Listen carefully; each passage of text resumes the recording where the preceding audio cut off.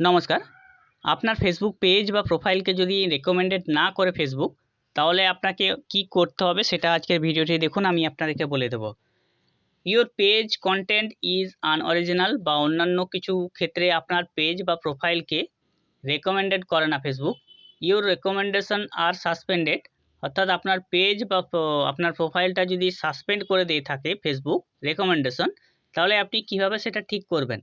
তো ভিডিওটি দেখতে থাকুন, আমি আপনাদেরকে প্রসেসগুলো আপনাদেরকে জানিয়ে দেবো। আর অবশ্যই এরকম ভিডিও পাওয়ার জন্য আমাদের টেক জাজ বাংলা চ্যানেলকে সাবস্ক্রাইব করে পাশে রাখা বেল নোটিফিকেশনটি অলে প্রেস করে দেবেন। ফেসবুক থেকে দেখলে পেজটিকে অবশ্যই ফলো দিয়ে রাখবেন।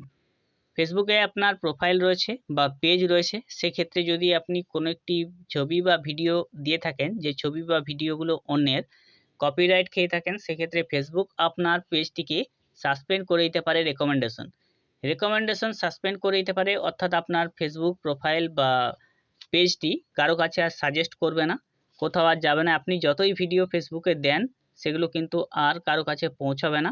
ফেসবুক আপনার ভিডিওকেও বা ছবি বা ফটো যে কোনো লেখাকেও আপনার রেকমেন্ড করবে না, কারো কাছে পৌঁছে দেবে না। তো এটা কিভাবে চেক করবেন? তো এটা চেক করার জন্য আপনার ফেসবুক প্রোফাইল বা পেজ অপশনে আপনাকে প্রথমে প্রবেশ করতে হবে। ফেসবুক প্রোফাইল বা পেজ অপশনে প্রবেশ করার পর যদি আপনার ক্ষেত্রে এই চিহ্নটা দেওয়া থাকে, তাহলে আপনাকে এখানে প্রবেশ করতে হবে ড্যাশবোর্ড অপশনে। আর যদি না দেওয়া থাকে, তাহলে আপনাকে এখানে আপনার প্রোফাইল আইকনে ক্লিক করতে হবে। প্রোফাইল আইকনে ক্লিক করার পর এখানে থাকবে, দেখবেন প্রফেশনাল ড্যাশবোর্ড অপশনে ক্লিক করতে হবে। এই অপশনে ক্লিক করার পর দেখুন, your page is not eligible to be recommended right now, অর্থাৎ আপনার পেজ কিন্তু এখন এলিজিবল নয় কারো কাছে রেকমেন্ডেড করার জন্য। রেকমেন্ড করার জন্য কারো কাছে এলিজিবল নয় আপনার পেজটি। এখানে আপনি ক্লিক করবেন।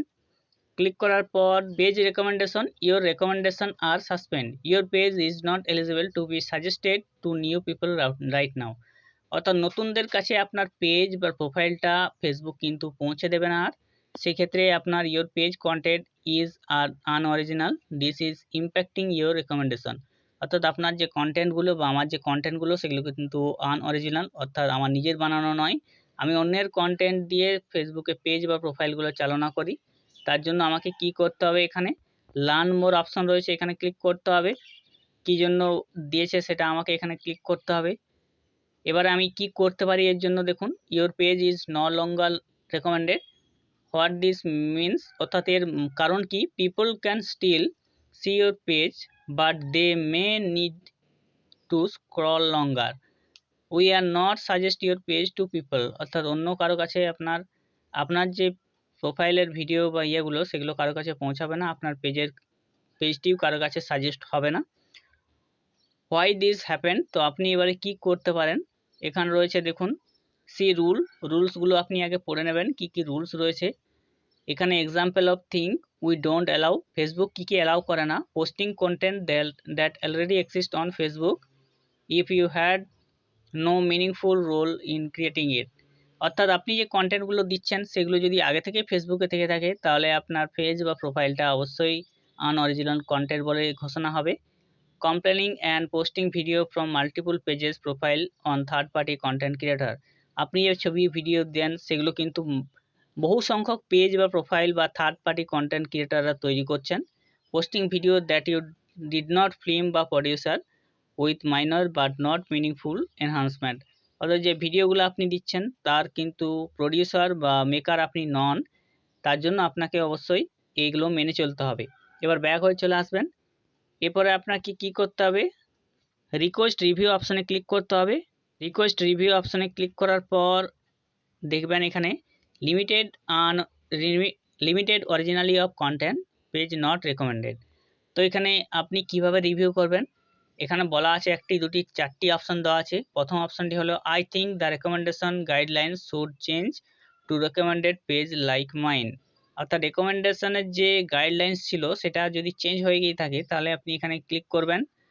আর দ্বিতীয় নম্বর হচ্ছে I think the technology misunderstood my intent of the contest of my post, অর্থাৎ কোনো কিছু মিসআন্ডারস্ট্যান্ডিংয়ের জন্য আপনার কন্টেন্টগুলো পোস্ট করা হয়ে গেছে। 3 নম্বর রয়েছে I don't think May content goes against recommendation guidelines, অর্থাৎ আপনি জানেন না যে কন্টেন্টগুলো গাইডলাইন্সের অনুসারে তৈরি করা হয়নি, এটা আপনি জানেন না 3 নম্বরে।